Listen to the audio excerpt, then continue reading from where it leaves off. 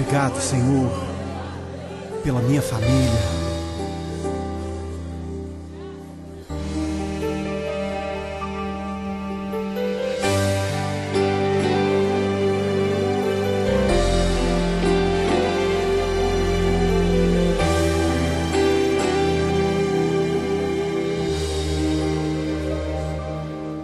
Te agradeço pela minha família e por tua presença no meu lar.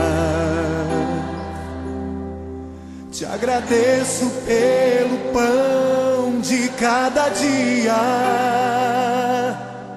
que o Senhor nunca deixou faltar. Te agradeço pela nossa harmonia. Só em Ti, Senhor, podemos confiar. Já te agradeço pelas Tuas maravilhas e os milagres que ainda há de operar. A minha família é bênção do Senhor. Me ensina a tratar minha família com amor.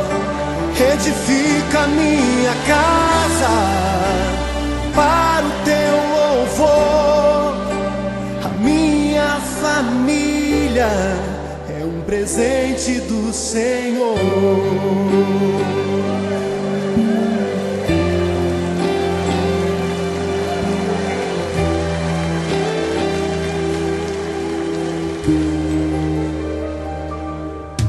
Te agradeço pela minha família e por Tua presença no meu lar. Te agradeço pelo pão de cada dia que o Senhor nunca deixou faltar. Te agradeço pela nossa harmonia. Só em Ti, Senhor, podemos confiar.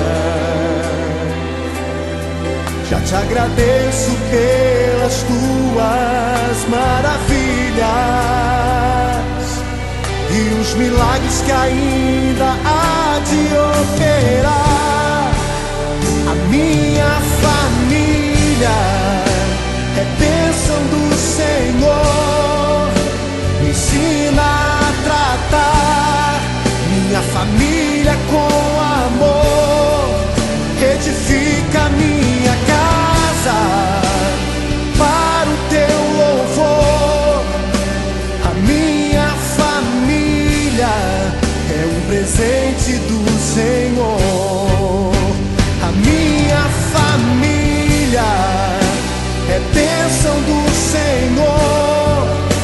Me ensina a tratar minha família com amor. Edifica minha casa para o Teu louvor. A minha família é um presente do Senhor. A minha família é bênção do Senhor. Eu convido você a dar um abraço nessa pessoa que você tanto ama. E se você não está perto dessa pessoa, liga para ela, diga: eu te amo, você é muito importante para mim. A minha família é um presente do Senhor. A minha